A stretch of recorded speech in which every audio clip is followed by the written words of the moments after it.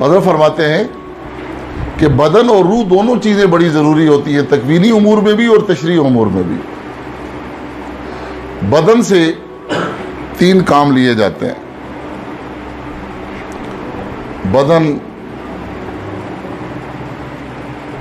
روح کی پہچان کا بھی ذریعہ ہوتا ہے اور روح کے قرار کا بھی ذریعہ ہے، اور روح تک اگر آپ نے کوئی چیز پہنچانی ہے تو وہ بدن کے ذریعے پہنچاؤ گے۔ پھر یہ ہے کہ ہر بدن کے لیے، ہر روح کے لیے اسی طرح کا بدن ہونا ضروری ہے۔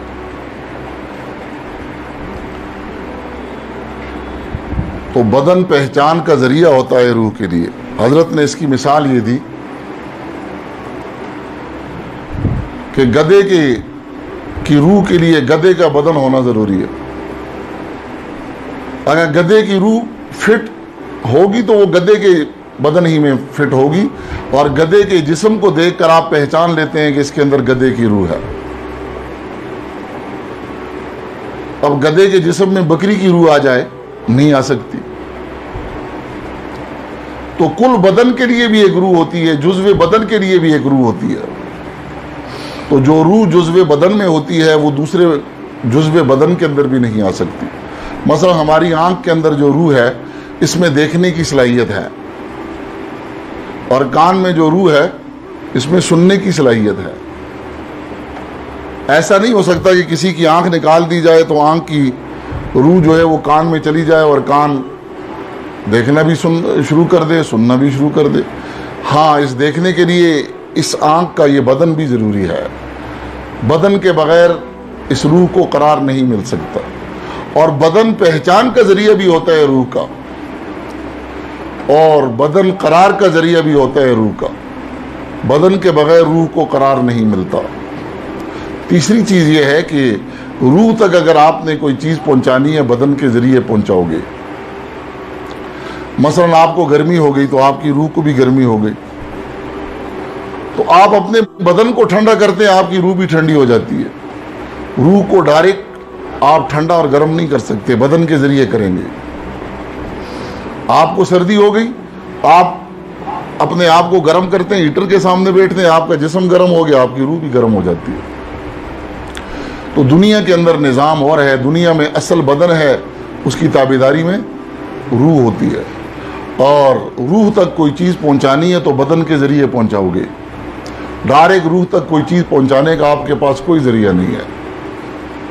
آپ بازار میں ایک شربت آپ نے دیکھی، اس کو کیا کہتے ہیں؟ روح افزا۔ بھئی روح تو شربت نہیں پیتی، آپ کی روح کو خوش کرنے والی تو روح تو شربت نہیں پیتی، لیکن جب آپ کا جسم پیتا ہے تو آپ کی روح کو بھی مزہ آ جاتا ہے۔ تو روح تک اگر آپ نے کوئی چیز پہنچانی ہے تو جسم کے ذریعے پہنچاؤ گے۔ اس لیے آپ کا جسم ٹھیک ہوا تو روح بھی ٹھیک ہو جاتی ہے۔ بدن کو راحت ملی، روح کو بھی مل جاتی ہے، بدن کو تکلیف ملی، روح کو بھی۔ تو دنیا میں مرنے سے پہلے اصل بدن ہے، تابعداری میں روح ہے۔ مرنے کے بعد نظام الٹا ہو جاتا ہے۔ مرنے کے بعد اصل روح ہوتی ہے، اس کی تابعداری میں بدن ہوتا ہے۔ مرنے کے بعد جو عذاب اور سزا ہوتی ہے کس کو ہوتی ہے؟ روح کو، اور انڈائریکٹ جسم اس کو محسوس کرتا ہے، انڈائریکٹ جسم اس کو محسوس کرتا ہے۔ اور دنیا میں ڈائریکٹ آپ نے جسم کو راحت اور تکلیف دینی ہے، انڈائریکٹ روح اس کو محسوس کرے گی۔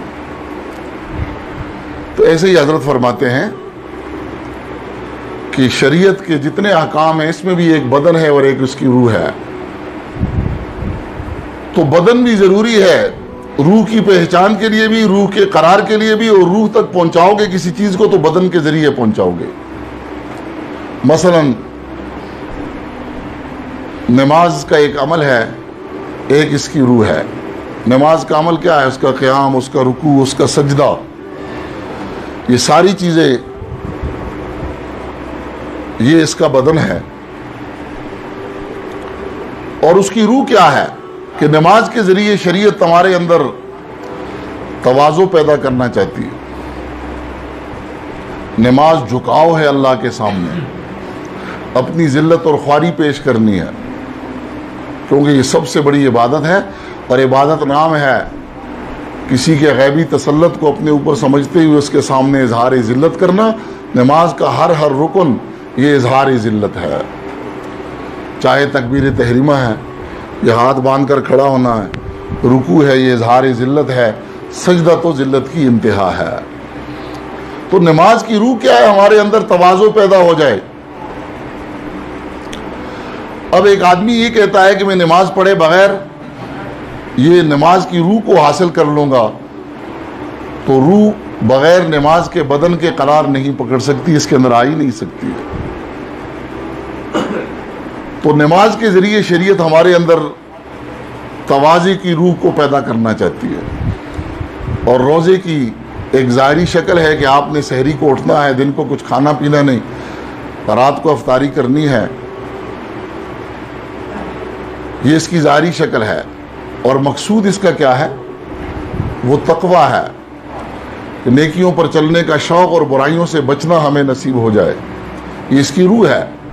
لیکن یہ روح نہیں آئے گی جب تک روزے کی شکل ہم نہیں بنائیں گے. ایسے ہی صدقے کے ذریعے شریعت ہمارے اندر پیدا کرنا چاہتی ہے ہمدردی اور دوسروں کی خیرخواہی.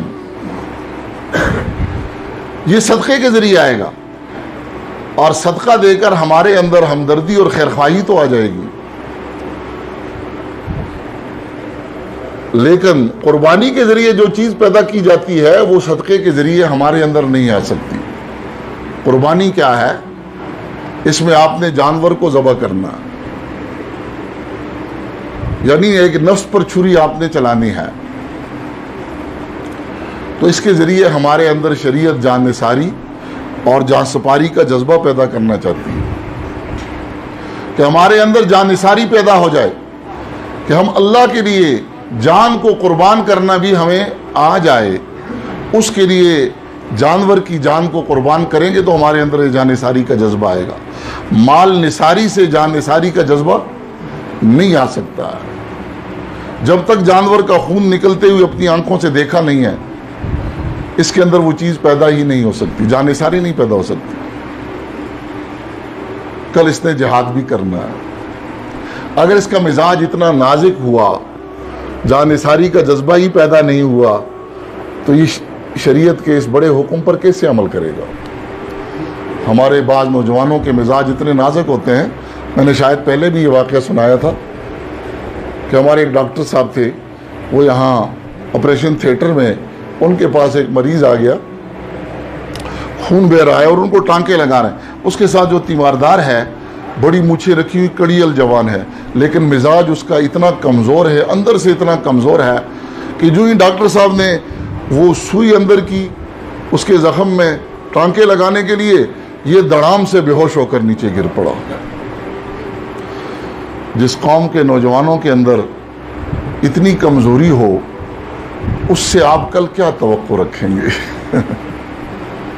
اس سے کل آپ کیا توقع رکھیں گے؟ اس لیے مسئلہ یہ ہے کہ جانور ذبح کرتے ہوئے قربانی اپنے ہاتھ سے کریں. اگر ہاتھ سے قربانی نہیں کر سکتے، نہیں کرتے، تو کم از کم جہاں جانور ذبح کیا جاتا ہے وہاں کھڑے ضرور ہو جائیں تاکہ آپ کے اندر جان نثاری اور جان سپاری کا مادہ پیدا ہو جائے. اتنی کمزور طبیعتیں لے کر آپ جیو گے تو کیسے جیو گے؟ مسلمان کی طبیعت ایسی نہیں ہوتی. کربلا میں آپ دیکھ نہیں رہے کہ ان کے سامنے ان کے بچے ذبح کیے جا رہے، لیکن پھر بھی وہ اپنی استقامت کو نہیں چھوڑ رہے. یہاں وہ ایک راستے میں کھڑا تھا، ایک صاحب میں گزر رہا تھا، چھری بھی ہے اس کے پاس اور مرغی بھی پکڑی ہوئی ہے. وہ کہتے جی اس کو ذبح کرو. میں نے کہا بھائی آپ کیوں ذبح نہیں کرتے؟ جی مجھے اس پر رحم آتا ہے. یہ رحم شریعت میں مطلوب نہیں ہے. یہ کمزور مزاج بھی شریعت میں مطلوب نہیں ہے. رحم کے اندر بھی بے اعتدالی ہوگی تو یہ صفت مذموم بن جاتی ہے. ظلم کے اندر بھی اعتدال آئے گا تو یہ صفت محمود بن جائے گا، کیونکہ ظلم میں جب اعتدال آتا ہے تو شجاعت بن جاتی ہے. شجاعت نام ہے ظلم اور بزدلی کی درمیانی کیفیت کا. شجاعت نام ہے ظلم اور بزدلی کی درمیانی کیفیت کا. شجاعت اعتدال ہے. یہ اعتدال نہیں ہوگا یا بزدل ہوگا یا ظالم ہوگا, یا بزدل ہوگا یا ظالم ہوگا. تو شریعت اعتدال پیدا کرنا چاہتی. اب اس میں شجاعت کیسے پیدا ہوگی؟ یہ جانور پر چھری نہیں چلا سکتا, کل جہاد میں اس کو کسی کافر پر بھی چھری چلانی پڑے گی, یہ کیا کرے گا؟ یہاں شریعت رحم کا حکم نہیں دیتی. جہاں رحم کا حکم دیا ہے وہاں پر تو ہم ظالم بنے ہوئے, اور جہاں حکم دیا ہے کہ وہاں رحم نہیں دکھانا وہاں ہم رحیم بنے ہوئے. اسی چیز نے تو ہمیں زیادہ اعتدال سے نکال دیا ہے. اور خانقاہی نظام کا اصل مقصود کیا ہے؟ ان صفات کو اعتدال پر لانا.